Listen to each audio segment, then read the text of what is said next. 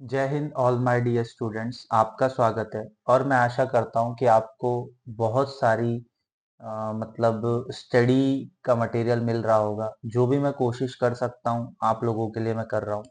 और ये जो एनडीए, सीडीएस या सीएपीएफ, आप किसी भी एग्जाम की आप तैयारी कर रहे हो तो उसके लिए मैं बेसिकली आपका करंट अफेयर सेशन लेके आ रहा हूँ। करंट अफेयर सेशन जिसकी वजह से क्या है कि आपको मतलब एक अंडरस्टैंडिंग होगी कि किस तरीके से हमको स्टडी करनी है। और दूसरी चीज कि कल ही रिजल्ट आया है बेसिकली सितंबर 20 को। सीडीएस का भी आ गया है और एनडीए का भी आ गया है। तो आप लोगों से बस इतना ही कहना चाहूंगा कि बेस्ट विशेस जो भी स्टूडेंट का क्रैक हुआ है, और जिसका नहीं हुआ है उसको भी विशेष दूंगा मैं। क्यों? क्योंकि एक अपॉर्चुनिटी और मिली है आपके पास। जिसके पास नहीं है, अटेम्प्ट्स नहीं बचे हैं, ठीक है, other second opportunity is there. ठीक है। तो उस पे भी हम डिस्कस करेंगे। तो ये जो करंट अफेयर है 8 टू 15 सितंबर का रहेगा। ठीक है, मैं वीक वीक ला रहा हूँ, वीकली। जैसे वीकली न्यूज़पेपर्स होते हैं ना, वैसे वीकली करंट अफेयर लेके आ रहा हूँ मैं। जो भी मुझे लगता है कि इम्पोर्टेंट है, जो मेरा एक्सपीरियंस रहा है डिफेंस एग्जाम को लेके, चाहे एनडीए, सीडीएस या सीएपीएफ, जो भी एग्जाम डिफेंस के कंडक्ट होते हैं, तो उसमें जो मेरा अनुभव रहा है कि यहाँ से क्वेश्चंस आने की संभावना है, तो आई विल बी शेयर। ठीक है। और ये पीडीएफ्स आपको 2 to 3 डेज के अंदर आपके टेलीग्राम चैनल पे मिल जाएगी। कहाँ मिल जाएगी? टेलीग्राम चैनल पे। और टेलीग्राम चैनल क्या है? पोपला डिफेंस। सेम जो ये चैनल है यूट्यूब का, वैसे ही वहां भी है। ठीक है। I hope so it will be clear. चलो आगे बढ़े। और करंट अफेयर मैं ला रहा हूँ, माय नेम इज रोहित रानवे। ठीक है। तो एक मोटिवेशन है आप लोगों के लिए। वेट फॉर अ मिनट, मैं थोड़ा सा एक चेक कर लूँ कि आवाज वगैरह सही आ रही है कि नहीं आ रही है। हाँ, it's will be all right and fine. सब चीजें क्लियर चल रही है। बस आपसे यही बोलना चाहूंगा कि opportunity does not happen, you need to create them. Opportunity कभी भी एकदम नहीं होती है, उसके लिए आपको क्या करना पड़ता है? कड़ा संघर्ष। जब आप अपने पे भरोसा रखोगे, अपने पे फेथ रखोगे, फेथ होना जरूरी है अपने टीचर्स पे, अपने ऊपर, जब तक नहीं होगा अपॉर्चुनिटी क्रिएट नहीं होगी। दूसरी चीज क्या है? जिनका नहीं हुआ है तो मैं उनको बोलूंगा डेडिकेशन पे लग जाओ, डेडिकेशन शो करो। क्यों? क्योंकि अगर आपका डेडिकेशन शो नहीं करोगे तो चांसेस है कि आपका सिलेक्शन नहीं होगा। देखिए, लक फैक्टर जब मैटर करता है जब आपने पूरा का पूरा अपना 100% दिया है। अगर आपने 100% दिया ही नहीं और उसके बाद आप बोल रहे हो कि लक मेरा तो साथ ही नहीं दे रहा, नहीं, आपने 100% दिया क्या? नहीं दिया। तो आपको ये पता होना चाहिए और क्रिएट करना है अपॉर्चुनिटी। देखिए, एनडीए का एग्जाम या सीडीएस का एग्जाम इतना भी डिफिकल्ट नहीं होता है। वो लोग खुद चाहते हैं कि आप क्वालिफाई तो करो, रिटर्न एग्जाम तो क्वालिफाई करो, बट जिस व्यक्ति ने पढ़ा हुआ है, जिस व्यक्ति ने अच्छे से स्टडी करी है, उसका जरूर रिटर्न क्वालिफाई हो जाएगा। बाकी की stages is different part. Clear हुआ? ठीक है। तो डिमोटिवेट नहीं होना है। एग्जाम के रिजल्ट से नहीं हुआ, अरे क्या होगा, अब क्या बोलेंगे घर वाले, पापा मम्मी क्या बोलेंगे, नहीं, कोई दिक्कत नहीं, पापा मम्मी भी समझते। होता है। देखो, कंपटीशन है, बहुत ज्यादा कंपटीशन है। तो आपको समझना पड़ेगा, पेशेंस रखो, पेशेंस। जब तक पेशेंस नहीं होगा, जब तक पेशेंस नहीं होगा, जब तक आपका सिलेक्शन नहीं होगा। आई hope so it will be clear. चलो, करंट अफेयर स्टार्ट करते हैं 8 तारीख से लेके 15 तारीख तक। चलो, उड़ीसा ने क्या किया है? अनवील किया India first silicon carbide facility. तो यहाँ से इंपॉर्टेंट क्वेश्चन है, बन सकता है, कौन से स्टेट ने basically first silicon carbide facility develop करी है? मोहन चरण माझी। ठीक है, पहले हेमंत बिस्वास थे। हेमंत बिस्वा नहीं, वो आसाम के थे। एग्जैक्ट मुझे याद नहीं आ रहा है उड़ीसा के चीफ मिनिस्टर कौन थे। आप लोग मुझे कमेंट कर सकते हो। हेमंत बिस्वास तो आसाम के थे, ठीक है ना। तो उड़ीसा के जो पहले चीफ मिनिस्टर थे, और वो रिजाइन कर चुके हैं, मतलब उनकी पार्टी हार चुकी है, बीजेपी का राज आ चुका है। तो अभी कौन है? Mohan Charan Majhi. Recently ground break ceremony for India first silicon carbide manufacture facility. ठीक है, और ये मेजर प्रोजेक्ट है और ये कहाँ बन रहा है? भुवनेश्वर वैली में। अगर आपसे पूछ लिया जाए कहाँ बन रहा है उड़ीसा में, तो भुवनेश्वर वैली है, with the investment of 620 crore. कितना इन्वेस्टमेंट हो रहा है? 620 करोड़ का। यहाँ सबसे बड़ी चीज होगी, 500 से ज्यादा जॉब्स क्रिएट होंगी रिसर्च एंड डेवलपमेंट में। Not only provide employment but local youth को क्या मिलेगा? स्किल मिलेगा। क्या मिलेगा? स्किल मिलेगा। देखो, MSME, micro small medium enterprises, ये भी किस पे काम कर रहे हैं? जॉब अपॉर्चुनिटीज के लिए। ये भी क्या कर रहे हैं? छोटे से छोटा कोई बिजनेस व्यापार स्टार्ट करते हैं, जिसकी वजह से क्या होता है? जॉब अपॉर्चुनिटी क्रिएट होती है। फिर आते हैं कोलैबोरेट इफेक्ट्स। तो इसके लिए बेसिकली आईआईटी भुवनेश्वर सपोर्ट कर रहा है। ठीक है, और power electron RIR power electron limited भी क्या कर रहा है? कोलैबोरेशन कर रहा है कि ज्यादा से ज्यादा अपॉर्चुनिटी लोगों को मिल सके। ठीक है, तो मे बी इतना सफिशिएंट है, इससे ज्यादा की मुझे लगता है। बस हाँ, ये आप लोग थोड़ा सा उड़ीसा में कौन सा नेशनल पार्क वगैरह है और वहाँ चिल्का लेक वगैरह है, तो वो आपको पता होना। गहिरमाटा बीच वगैरह ये भी आपको पता होना चाहिए। तो बस वहाँ का लोकल ज्योग्राफी भी थोड़ा सा आपको पता होना चाहिए। नेक्स्ट आते हैं, new turmeric cousin discover in Nagaland Ugma village. तो कहा? देखो, टर्मरिक मतलब क्या? ये स्पाइसीज है। क्या है टर्मरिक? क्या है? स्पाइसीज है। तो आपको पता होना चाहिए उसका मतलब एक नया प्लांट मिला है, टेक्सचर मिला है। तो नागालैंड के अंदर मिला है। कहाँ मिला हुआ है? नागालैंड के अंदर मिला है। Found a new species of plant closely related to the turmeric, मतलब हल्दी के जैसा मिला हुआ है। उगमा रिले कहाँ पर? उगमा। तो जब आप पढ़ते हो बेसिकली साइंस और टेक्नोलॉजी तो आप पढ़ते हो, उसके साथ में आपको फ्लोरा एंड फौना भी पढ़ना होता है। तो फेंटॉक्सिक्स, इसको क्या बोला गया? फेंटॉक्सिक जर्नल्स। ठीक है, ये युग्मीस बिलोंग टू द क्यूमा जीनस। किससे बिलोंग करती है जो नई टर्मरिक है? क्यूकुमा जीनस से। Part of the ginger family. ये किसका पार्ट है? जिंजर फैमिली का पार्ट है। जिंजर मतलब अदरक। इसको और क्या बोला जाएगा? जिंजीबेसिया।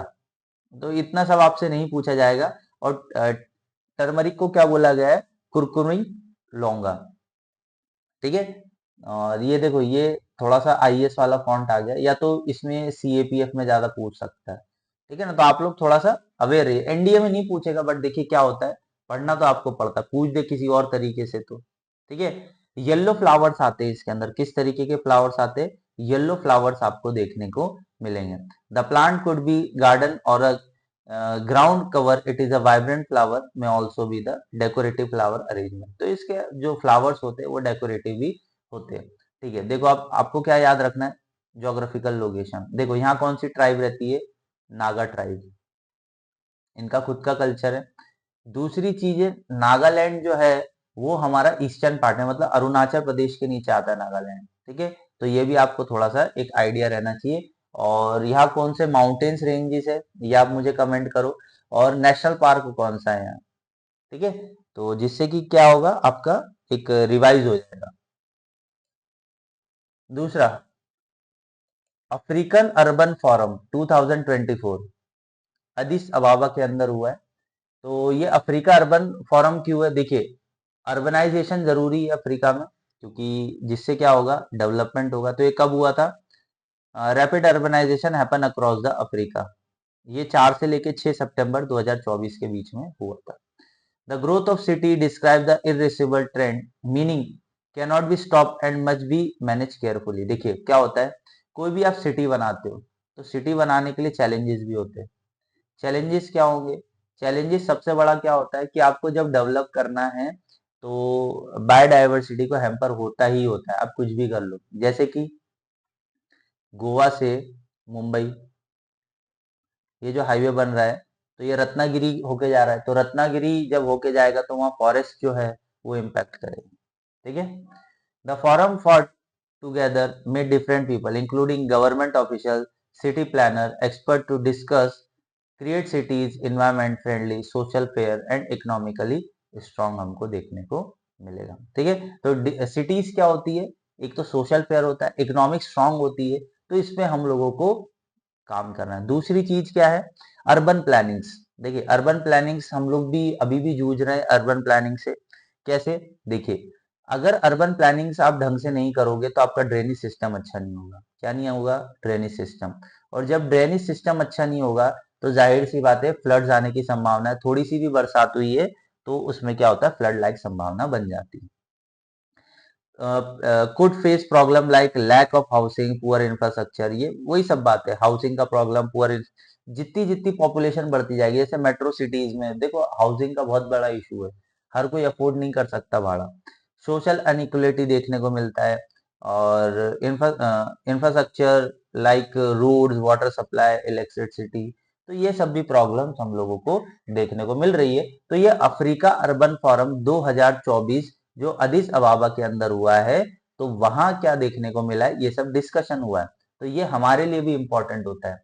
क्यों, आपसे क्वेश्चन पूछा जा सकता है कि हमारे जो अर्बन प्लानिंग है वहां क्या कमियां है, तो आपको बताना पड़ेगा कि पुअर इंफ्रास्ट्रक्चर है, इतना अच्छा इंफ्रास्ट्रक्चर नहीं है हमारा, रोड अच्छे नहीं है हमारे। आप देखिए जाके रोड पे आपको पता चलेगा, 4 गड्ढे पहले से ही मिलेंगे आपको। ठीक है, I hope so it will be clear. Next, Indian Navy acquire 500 sonobuoys. अब ये सोनोब्यूस क्या है पढ़ते हैं। Indian Navy major step to, देखो अब नेवी से रिलेटेड क्वेश्चन आ गया है तो जाहिर सी बात है कि क्वेश्चन आना ही आना है। इस बार सिविल सर्विस में 5 डिफेंस से रिलेटेड क्वेश्चन आ गए थे। तो anti submarine warfare capability purchase 500 सोनोब्यूज, इसका कितना पैसा लग गया, 52.8 मिलियन। इसको 436 करोड़ बोल सकते हैं। Sonobuoys will be the use of the Sikorsky M60R helicopter. इसको हेलीकॉप्टर मतलब ये टॉर्पिडो टाइप है, अगर देखा जाए तो ये क्या है, टॉर्पिडो टाइप है, आप देख सकते हैं। डिस्कस यूएसए, मतलब हमने किससे लिया है, यूएसए से लिया है, क्योंकि वॉशिंगटन में मतलब USA. So used as a system called DFAR, Detectional Frequency Analyze and Recording। अच्छा, तो मतलब हम इसको क्या कंसिडर कर सकते हैं, directional frequency analyse and recording, DIFAR. Sonobuoys का मतलब फंक्शन क्या है, under water sound without sending out any signal and strengthening. कितनी अच्छी बात है, मतलब इसको कोई डिटेक्ट भी नहीं कर सकता है। दूसरा, ये कितना तक जा सकता है अंडर वाटर में, 300 मीटर तक ये आराम से जा सकता है। फिर टेक्नोलॉजी क्या है हमारी, directional coherent active sonar system. Sonar system मतलब क्या होता है, ये देखो ये जहाज है, तो ये जहाज से ये क्या होगा, सेंडर और रिसीवर, ठीक है ना, पानी के अंदर, तो ये क्या हुआ, sonar system. Is send out the sound waves, listen, echo to locate object and submarines. बिल्कुल हमारी दुश्मन पनडुब्बी को हम पहचान पाएंगे। और can approach 460 metre under water. ठीक है, दूसरा, ये हमने यूएसए से लिए, तो आपसे पूछा जा सकता है सोनोब्यूस हमने कहाँ से लिए, तो बेसिकली यूएसए से लिए। तो ये क्वेश्चन आने की संभावना है आपके अगले एग्जाम में। और ये हमारे लिए क्यों जरूरी है, क्योंकि इंडियन ओशन के अंदर हमको ये सब चीजों की आवश्यकता है। I hope so it will be clear. आपको पीडीएफ मिल जाएगा, आप इससे नोट्स भी बना सकते हैं। चलो, Pacific Island Forum 2024, wait for a minute, देख लो अच्छे से चल रहा है सब बढ़िया, हाँ चलो सब क्लियर हो रहा है। तो पैसिफिक आइलैंड फोरम 2024 ये क्यों किया गया था, इसके रीजन क्या थे। तो Pacific Island Forum organise to bring countries for Pacific region, जाहिर सी बात है बात करेंगे हम पीस पे, सिक्योरिटी पे और डेवलपमेंट पे, होना चाहिए।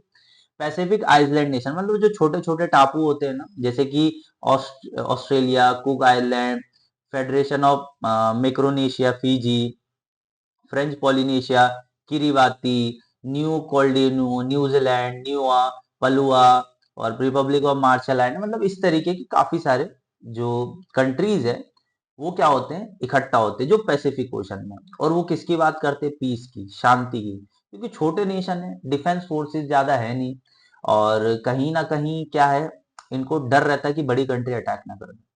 सिक्योरिटी चैलेंजेस भी है और डेवलपमेंट भी, पर ये भी देखना पड़ेगा कि इन्वायरमेंट प्रॉब्लम भी है, इन्वायरमेंट प्रॉब्लम से भी हम जूझ रहे हैं। अगर ज्यादा सी लेवल बढ़ गया, सी लेवल अगर ज्यादा बढ़ गया तो उसका इम्पैक्ट क्या बैठेगा, जाहिर सी बात है ये छोटी छोटी कंट्रियां डूब जाएंगी। फिर दूसरा, डाइवर्स नेशन की बात कर रहे, पॉपुलेशन वेरिएशन कर रहा है, 25 मिलियन अप्रोक्सीमेटली, ठीक है। और पैसिफिक रीजन को हमको क्या बनाना है, स्ट्रॉन्गर बनाना है, रेजिलियंट बनाना है, सिक्योरिटी और प्रॉस्पेरिटी के साथ बढ़ाना है। फिर हम लोग को क्या करना है, इन्वायरमेंट प्रॉब्लम से भी हमको क्या करना है, आगे बात करनी है। तो वही चीज मैंने बोला था, पैसिफिक आइलैंड फोरम हुआ 2024 में, तो उस पर डिस्कशन रहा है। तो आप ये देख सकते हैं कौन कौन सी कंट्रीज है। चलो, बराकचू, ये क्या, बराका न्यूक्लिक एनर्जी प्लांट, कौन सा, बराका न्यूक्लिक एनर्जी प्लांट। तो बेसिकली किसने बनाया ये यूएई ने बनाया, ठीक है। मेजर माइलस्टोन रखा है Barakah nuclear energy power plant UAE ने, और ये देखा जा रहा है कि ये एनर्जी सिक्योरिटी के तरफ हम लोग आगे बढ़ रहे हैं। हम लोग मतलब यूएई, अच्छी बात है, बढ़ना भी चाहिए। बराका न्यूक्लियर पावर प्लांट कहाँ है, अल दफरा में है, जो कि 53 किलोमीटर है रुआस से, मतलब एमिरेट ऑफ अबू धाबी से, ठीक है। और ये न्यूक्लियर रिएक्टर है जो कि इलेक्ट्रिसिटी डेवलप करने का काम करेगा। तो आपसे पूछा जा सकता है बराका न्यूक्लियर एनर्जी कहाँ बनाया गया, यूएई के अंदर बनाया गया, ठीक है। Fully operational 25% of UAE electricity need ये पूरी करेगा। और entire country of New Zealand a year, मतलब समझ लो कि न्यूजीलैंड में जितनी बिजली पूरे साल में यूज होती है, वो बिजली यहाँ प्रोवाइड करी जाएगी। Barakah plan to more renewable energy by 2050 तक, मतलब 2050 तक ये लोग एम रख रहे हैं कि 50% जो इलेक्ट्रिसिटी होगी यूएई के अंदर, वो किससे होगी, न्यूक्लियर पावर प्लांट से होगी, ठीक है। तो बहुत अच्छी स्टेप है। तो मुझे आप कमेंट करेंगे, देखिए आपका ही रिवीजन है, कमेंट करेंगे महाराष्ट्र और तमिलनाडु में कौन कौन से पावर प्लांट है, प्लीज मुझे मेंशन करिए कमेंट के अंदर। चलो नेक्स्ट, लांस नायक चरण सिंह, बड़ा नाम है, ठीक है। तो लांस नायक चरण Singh retire brave world war second veterinary थे, ठीक है। वर्ल्ड वॉर सेकेंड में इनने लड़ा था। देखो थोड़ा सा डिस्कशन करूंगा, और बस थोड़ी सी बात आपसे करना चाहूंगा मैं, और वीडियोस को पूरा देखिए, लाइक और शेयर जरूर करना है। ये जो सिख कम्युनिटी है ना, ये सिख कम्युनिटी ने हमारे देश को बहुत कुछ दिया है। आप भले इनको हिंदू बोलो, सिख बोलो, कुछ भी बोलो, बट इन कम्युनिटी ने हमारे समाज को बहुत कुछ दिया। आज भी आप डिफेंस फोर्सेस में जाएंगे ना, तो सबसे ज्यादा इन्हीं की पॉपुलेशन है। मैं, ये माइनॉरिटी है, मैं मान सकता हूँ, बट इनने हमारे देश के लिए बहुत कुछ किया। तो आपको समझना पड़ेगा, वो जो खालिस्तानी मूवमेंट्स वगैरह है, जो कि बकवास बातें करते रहते हैं, वो सिख नहीं है अगर सच बोलूं तो। क्योंकि सिख तो हमारे भाई जैसे हैं, और सिख कम्युनिटी ने तो हमारे देश के लिए हमेशा सर कटाने तक की हिम्मत रखी है। तो आप देख सकते हैं, ठीक है। तो रिसेंटली इस पे कभी और बात करेंगे, क्या है क्या नहीं, वो करंट अफेयर का टॉपिक है, खालिस्तानी मूवमेंट वगैरह, उस पर भी हम लोग बात करेंगे। Celebrate 100 birthday, Indian Army honoured with special ceremony in Himachal Pradesh, recognise dedicated service, ठीक है। इनका जन्म कब हुआ था, 7/1924 में। 18 साल की एज में ये वर्ल्ड वॉर पे गए थे। इंटायर द आर्मी, और फिरोजपुर कैंटोनमेंट से ये बिलोंग करते थे। और अलाइड वॉर फॉर ये 17 साल इन्हें सर्विस वगैरह दी, ये वो। और इनका रोल इंडो पाकिस्तान वॉर में भी था 1971 में। और ये 4 जाट रेजिमेंट में वीर चक्र भी ले चुके थे। तो बड़े नाम है, तो आपको पता होना चाहिए, लांस नायक चरण सिंह, ठीक है। तो पाकिस्तान वॉर में भी ये शामिल थे। ओके, चलो आगे बढ़े। Union health secretary release health dynamic report. देखिए हमारी हेल्थ डायनेमिक रिपोर्ट तो पूछे ही मत, हम बहुत ज्यादा परेशान है हेल्थ से। सबसे पहले अगर आप देखें तो रूरल हेल्थ स्टैटिक्स पब्लिश हुआ था 1992 में, ये फैक्चुअल डाटा है। 1992 से हम क्या कर रहे हैं, ये रिलीज कर रहे हैं, किसका, रूरल हेल्थ स्टैटिक्स को। ग्रामीण क्षेत्र में हमारी हेल्थ की व्यवस्था कैसी है, बेटर हेल्थ केयर डिसीजन। तो क्या क्या देखते हैं हम लोग, report 2 main section, overall view of Indian health care system including health care situation of union territory, also picture chart to make data easy to understand, ठीक है।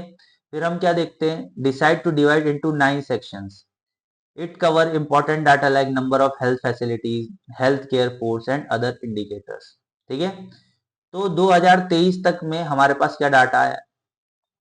सब सेंटर्स 1,69,615 सब सेंटर है, 31,882 प्राइमरी हेल्थ सेंटर है, 6,360 community health centre है और 1,340 district hospital है। ठीक है, तो ये सपोर्ट कर रहा है, health system support by 2,39,911 health worker and 40,583 medical officers are there, nurses and paramedicals are there. अभी भी सुधार की आवश्यकता है। देखो, क्रिटिसिज्म करने से अच्छा की फॉरवर्ड निकाला जाए, और मेरा ये मानना है कि गवर्नमेंट को अपने जीडीपी का 6% तक क्या करना चाहिए, हेल्थ इंफ्रास्ट्रक्चर पे देना चाहिए, हेल्थ और एजुकेशन। पढ़ेगा भारत जब ही बढ़ेगा भारत, जाहिर सी बात है, पढ़ेगा, खेलेगा, कूदेगा, हेल्थ अच्छी रहेगी, तभी हमारा भारत आगे बढ़े। चलो आगे बढ़े। युद्ध अभ्यास, देखो इस बार एनडीए में क्वेश्चन आ गया, सीडीएस में भी आ गया था, तो मिलिट्री एक्सरसाइज से क्वेश्चन आते ही रहते हैं। तो ये यूएसए और इंडिया के बीच में होती है मिलिट्री एक्सरसाइज है। तो आप लोग को कमेंट में बताना है, यूएसए और इंडिया के बीच में जो एक्सरसाइज होती है एयरफोर्स में, उसका नाम क्या है? ठीक है, आप मुझे कमेंट करेंगे। तो महाजन फील्ड फायरिंग रेंज कहां पर है? ये है आपके जैसलमेर में, Mahajan field firing range Jaisalmer में। 9 से 22 has grow large more complex compare to previous year, तो काफी ज्यादा दिन तक चली है। इसमें 600 पर्सनल पार्टिसिपेट करे थे राजपूताना रेजिमेंट से, और आर्मी की अलग ब्रांचेस भी थी, और वहां से यूएसए से 1 to 24 battalion of 11th airborne division Alaska वहां से जुड़े हुए थे। और युद्ध अभ्यास ये मिलिट्री स्ट्रेटेजिक प्रपोशन है, फ्रेंडशिप है यूएसए फोर्स के साथ। और अगर आप देखिए ये हमारे इंडियन जवान है, किसी से कम नहीं है भाई। इंडियन जवान भले हथियार कम है, पर मतलब उतनी टेक्नोलॉजी नहीं है यूएसए जितनी, बट कहीं भी जाएंगे दंगा मचा देंगे। ठीक है, चलो आगे बढ़े। फिर आते हैं आपका न्यू वेटलैंड वायरस। हमको क्या में देखो, यहाँ से आपको इकोलॉजी वगैरह से इस तरीके का मिल। साइंटिस्ट डिस्कवर, कौन से साइंटिस्ट? चाइना ने डिस्कवर किया है वेटलैंड वायरस, जो कि ट्रिक्स जैसे मकड़ी जैसा दिख रहा है ना आपको। ठीक है, तो ये इफेक्ट क्या करता है? ह्यूमन हेल्थ पे करता है, सीरियस न्यूरोलॉजिकल जैसे कि ब्रेन कॉम्प्लिकेशंस देखने को मिलते हैं। वेटलैंड वायरस फाउंड हुआ जून 2019 में। 60-year-old man become very ill after beating the tricks. Tricks मतलब ये इस तरीके का मकड़ी लाइक स्ट्रक्चर आप देख सकते हैं। हेडेक हो रहा था, वॉमिटिंग हो रही थी, फिर इसके बारे में हमको पता चला। चाइना में ही सबसे ज्यादा बीमारी होती है, कुछ भी खाते इसलिए होती है। 17 पीपल चाइना में इससे बीटेन हुए थे। ट्रिडनेस मतलब malaise, joint pain, arthritis, back pain, nausea, headache, dizziness, fever, ये होता रहता है सिम्टम्स है उसके। ठीक है, तो बस आपको इतना ही याद रखना है, न्यू वेटलैंड वायरस किसने फाइंड किया था? चाइना ने फाइंड किया था। खाओ और कीड़े मकोड़े, उसका नतीजा ये। चलो नेक्स्ट देखें। अब आता है Tamil Nadu sanction 500 crore for irrigation tank reservation. देखो भैया, किसानों की हालत अभी भी खराब है, उसको बचाना जरूरी है। महाराष्ट्र के अंदर तो इतने किसान आत्महत्या होते हैं, क्या बताएं। पर महाराष्ट्र की गवर्नमेंट प्लस महाराष्ट्र के किसानों को भी सोचना पड़ेगा। देखिए, किसानों को चाहिए फर्टाइल जमीन, और देखो ब्लैक सॉइल अच्छी सॉइल है, लाविक सॉइल है ये। बट मुद्दा क्या होता है, ये वाटर होल्डिंग सॉइल है। तो यहाँ मुझे ऐसा लगता है कि आपको गंगा बेसिन जैसे आपको नहीं उगाना चाहिए गन्ना वगैरह, क्योंकि गन्ने के लिए पानी बहुत लगता है, रुई के लिए भी पानी बहुत लगता है। तो दूसरे चीजों पे अगर आप शिफ्ट करेंगे तो बहुत अच्छा रहेगा। तो 500 करोड़ रुपए का प्रोजेक्ट है ये, और तमिलनाडु सरकार ने वाटर स्टोरेज के लिए, managing local water resources, agriculture को मिल जाए। और इसमें 250 करोड़ स्टेट बजट का था, और 250 करोड़ स्टेट फाइनेंस कमीशन ने दिया है for a rural development and Panchayati Raj development. ठीक है, यहाँ क्या हो, और फोकस किस पे? Decentralising and depending the water area tank, increasing the capacity, capacity increase करना है, रिपेयरिंग और रिबिल्डिंग करना है। ठीक है ना, टैंक्स को क्लियरिंग सप्लाई चैनल्स रखना है हम लोगों को, और restore the tank to original condition for a local water table. ठीक है, तो हमको क्या करना है, ज्यादा देखो जितना अर्बनाइजेशन होगा, जितना अर्बनाइजेशन होगा उसके साथ साथ वाटर की डिमांड भी बढ़ेगी, और वाटर की डिमांड बढ़ेगी तो आपको रिसोर्सेज भी तो लगेंगे ना, तो वही सबसे बड़ा हमारे लिए क्या है, challenge. Next, Ayushman Bharat scheme बहुत बढ़िया स्कीम है ये, ठीक है ना, आयुष्मान भारत स्कीम बहुत बढ़िया स्कीम है, और ये स्कीम का फायदा अभी नहीं बाद में पता चलता है, ठीक है ना। तो इस स्कीम का फायदा क्या है, सबसे पहले आप समझो, ये स्कीम जो लेके आए हैं, ये स्कीम में क्या देखने को मिलेगा आपको, बेसिकली 70 साल से ओल्डर जो लोग हैं उनको भी क्या किया गया है, हेल्थ कवर दिया जाएगा। क्या दिया जाएगा, हेल्थ कवरेज दिया जाएगा। ठीक है, किसके द्वारा, प्रधानमंत्री जन आरोग्य योजना के द्वारा। किसके द्वारा, प्रधानमंत्री जन आरोग्य योजना के द्वारा, और इसको इंडल्ज कर दिया गया है आयुष्मान भारत प्रधानमंत्री आवास योजना। ठीक है, इसमें क्या है, 5 लाख तक का फैमिली पर हेल्थ केयर मिलता था आपको, जो कि 50 करोड़ लोगों तक को प्रोवाइड किया। पहले स्टार्टिंग में 10 करोड़ थे, फिर बाद में 50 करोड़ तक पहुंचाया गया। और ये जो स्कीम है इसको रीजेनरेट क्यों किया गया है, कि 70 साल का जो व्यक्ति है, जैसे 70 ईयर ओल्ड जो पर्सन होता है, वो इसके अंदर रजिस्टर्ड कर सकता है, अपना आधार कार्ड वगैरह यूज कर सकता है, और उसको भी 5 लाख तक का हेल्थ एक्सपेंसेस बेसिकली बेनिफिट मिलेगा। तो इसमें बेसिकली 6 करोड़ मतलब 60 million elderly people are expected to benefit. ठीक है, करंटली मान के चले 17.8 मिलियन ऑलरेडी इसका फायदा उठा रहे हैं, और एडिशनल 80 लैक्स मतलब पीपल कवर होंगे गवर्नमेंट हेल्थ स्कीम से। आई hope so it will be clear. तो करीब करीब 6 करोड़ लोगों का टारगेट है कि आयुष्मान भारत एक्सपांशन कवर। हाँ, आपसे क्वेश्चन क्या पूछा जाएगा, ये स्कीम कब लेके आए थे, तो ये स्कीम आप सर्च करिए और कमेंट में लिखिए, जिससे कि मुझे ये पता चले कि आप पढ़ रहे हैं। जितना आप कमेंट में फिल करेंगे ना, मुझे पूरा कॉन्फिडेंस है कि आप लोग पढ़ेंगे। ठीक है, तो जितना आप रिसर्च करेंगे, देखिए लिखा भी है बट आप सर्च करिए। ठीक है, चलो आगे बढ़े। इंडिया लॉन्च मालपे मुल्की एंटी सबमरीन वारफेयर शिप। क्या नाम है, मालपे मुल्की। ये कौन सी शिप है, एंटी सबमरीन शिप है, ये आपसे क्वेश्चन पूछा जाएगा। ठीक है, मुझे लग रहा है क्योंकि ऐसे एंटी के नाम जरूर पूछे जाते हैं। 8 anti submarine warfare shallow water craft Kochi shipyard limited, किसने बनाया है, कोची शिपयार्ड लिमिटेड ने बनाया है। और इंडिया का गोल क्या है कि डिफेंस इक्विपमेंट्स को हमको क्या करना है, और ज्यादा स्ट्रेंथ करना है, मुल्की। ठीक है, ship was launch mister Vijay Srivastava additional maritime custom. ठीक है ना, admiral V Srivastava south naval command के हेड रहे, कमांडर रहे हैं ये। और Malpe and Mulki are the name after coastal port in India. ठीक है, तो मिनिस्ट्री ऑफ डिफेंस ने कॉन्ट्रैक्ट किया था किसके साथ, कोची शिपयार्ड लिमिटेड। तो आपसे पूछा जाएगा मुल्की किसने बनाया है, तो कोची शिपयार्ड, गार्डन शिपयार्ड करके मत आ जाना है, कोलकाता गार्डन शिपयार्ड करके मत आ जाना। ठीक है, और इसकी खासियत क्या है, ये अंडर वाटर सेंसर डिटेक्ट कर लेगा, डिजाइन एंटी सबमरीन ऑपरेशन के लिए ये बनाया गया है। I hope so it will be clear. Next, India Oman joint military exercise Al Najah. क्या, अल नजहा, ये 5th एडिशन है, ये क्वेश्चन पूछने की संभावना है कि अल नजहा किसके बीच में होती है, तो इंडियन ओमान के बीच में होती है। देखो, 2 मिलिट्री एक्सरसाइज देख ली हमने, कब हुई थी ये, 13 से लेके 26 सितंबर के बीच में होगी। The exercise important event help to improve military cooperation in 2 countries. ये कब से स्टार्ट हुई है, 2015 से। तो 2015 से 2024 के बीच में 5वां एडिशन है। ये कहाँ हुई है, महाजन राजस्थान के अंदर। और ये ज्वाइंट ऑपरेशन एबिलिटी है 2 आर्मीज के बीच में। ज्वाइंट प्लानिंग होगा, कोऑर्डिनेट सर्च ऑपरेशन करेंगे, अर्बन कॉम्बैट फाइट देखेंगे, मोबाइल व्हीकल चेक पोस्ट देखेंगे, ड्रोन ऑपरेशन देखेंगे, और रूम इंटरवेंशन टेक्निक हम भी इस पे बात करेंगे। ठीक है, तो आप देख सकते हैं कि इंडिया ओमान के बीच में जो मिलिट्री एक्सरसाइज हो रही है जिसे अल नजहा बोला जाता है। ठीक है,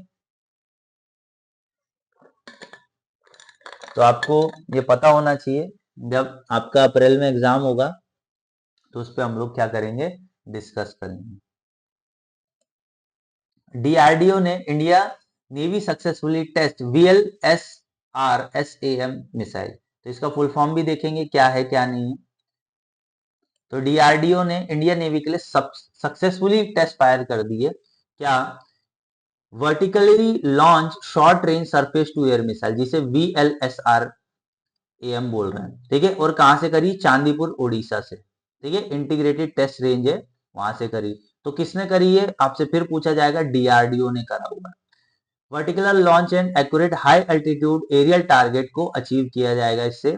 और defend against the airborne threat, मतलब हवा से कोई अटैक अगर करना चाह रहा है तो उसको हम लोग क्या कर देंगे, ध्वस्त कर देंगे। तो डीआरडीओ बेसिकली फाउंड कब हुआ था, 1958 में। इसका हेडक्वार्टर आप लोग मुझे बताएंगे। और डीआरडीओ ने 50 से ज्यादा लैब्स हमारे पास है, जिसमें अग्नि, पृथ्वी, ये सब मिसाइल भी बनाई है। और आकाश जो कि सरफेस टू एयर मिसाइल है, वो तेजस फाइटर के लिए भी किसने बनाई है, डीआरडीओ ने बनाई। किसने बनाई है, डीआरडीओ ने बनाई, ठीक है। तो डीआरडीओ का हेडक्वार्टर कहाँ है, आप मुझे कमेंट में करेंगे, ठीक है। आप कमेंट करेंगे, मुझे बिल्कुल भरोसा है कि आपको सीखने को मिलेगा। इकोलॉजिकल डिग्रेडेशन इन वैली अकालुम लेक, वैली अकालुम लेक कहां पर है, ये कहां पर है, केरला के अंदर है।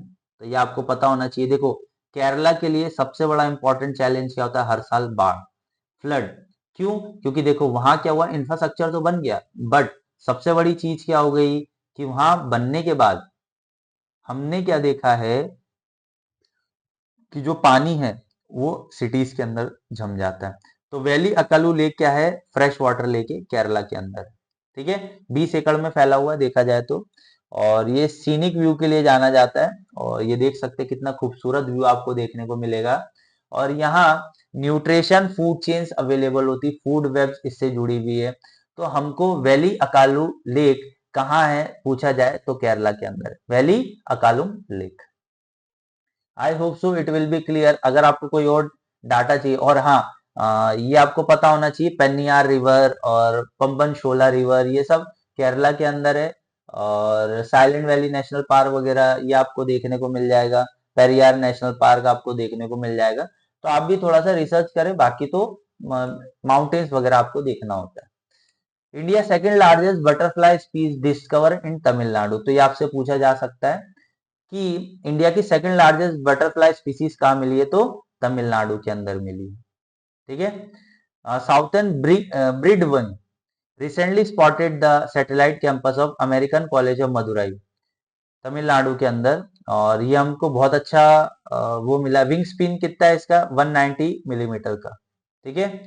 और ये गोल्डन ब्रिंड विंग की तरह दिखता है। और ये वेस्टर्न घाट में, देखिए वेस्टर्न घाट में पहले ही बता चुका हूँ, वेस्टर्न घाट में बहुत ज्यादा डायवर्सिटी आपको देखने को मिलेगी, पर उसके साथ साथ ईस्टर्न घाट्स में भी मिल रही है, तो बहुत अच्छी बात है। तो किसने रिसर्च करा है, American college in Madurai, Tamil Nadu के अंदर, ठीक है। सेकेंड लार्जेस्ट बर्ड स्पीसीज है, इसका क्या नाम है, साउथर्न ब्रिडविंग। चलो आगे बढ़े।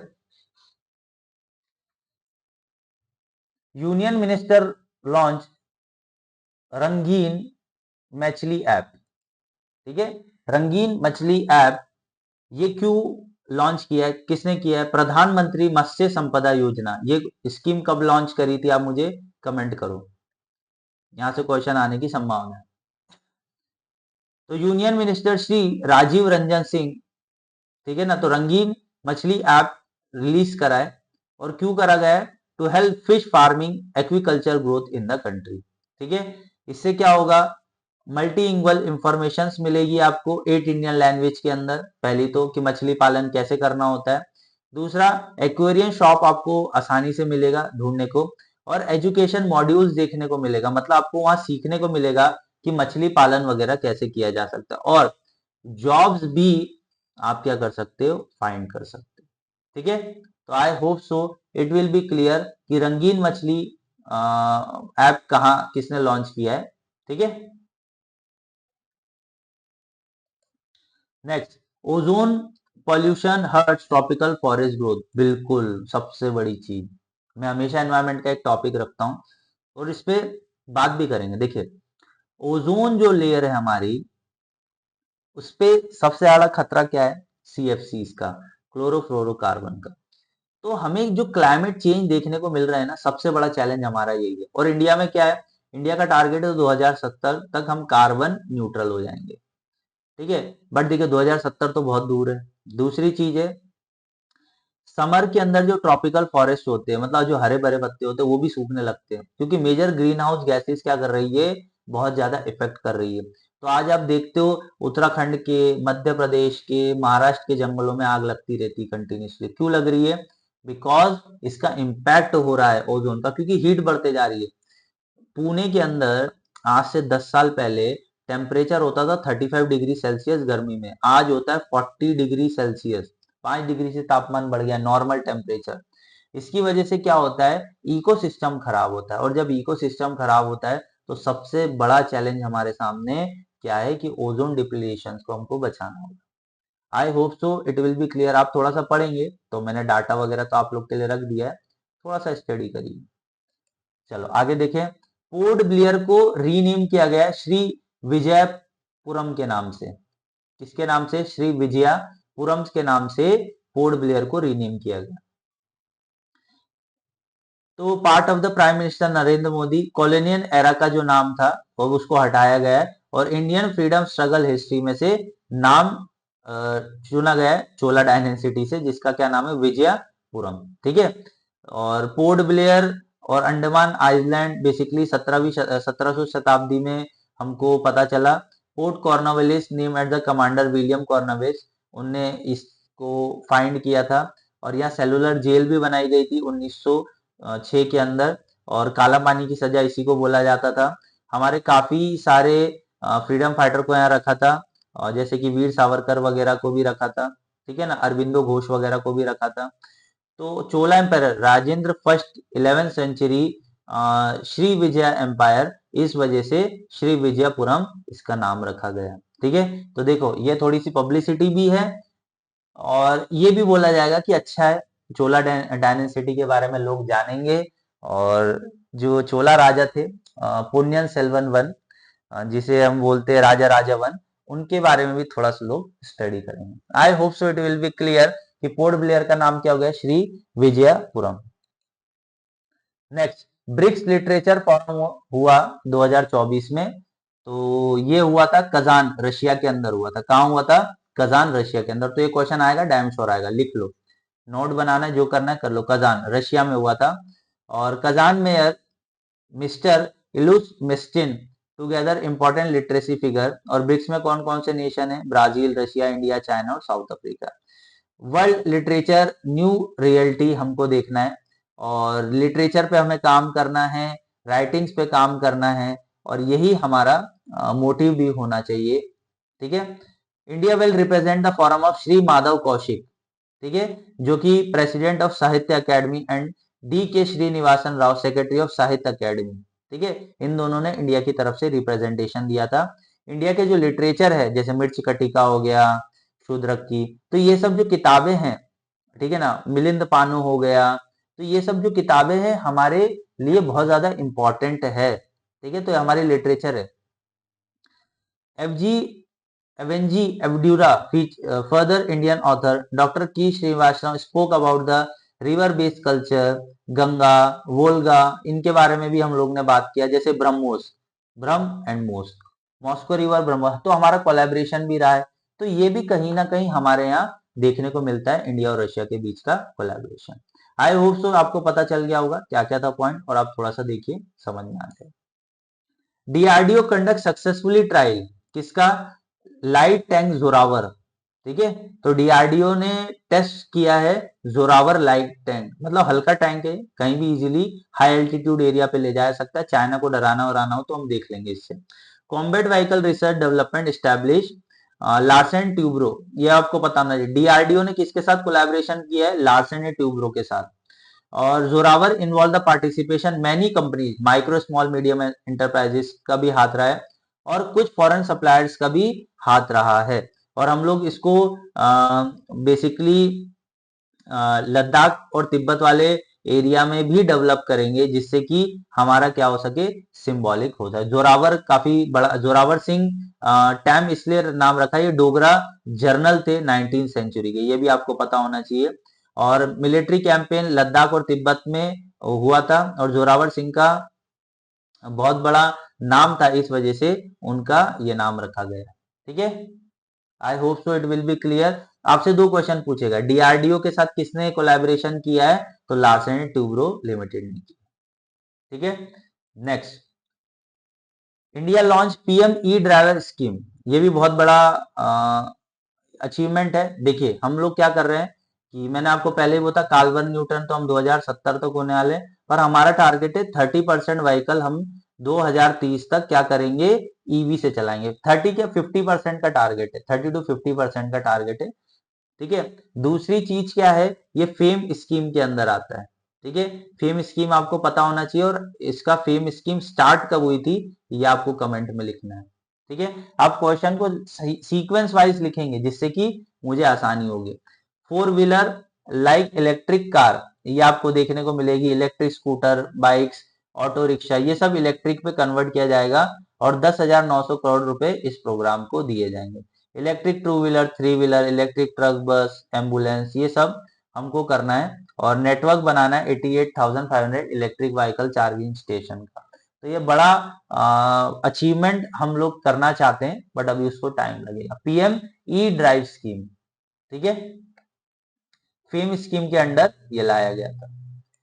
नेक्स्ट, ये लास्ट तो नहीं बोलूंगा, बट ठीक है, नॉर्थ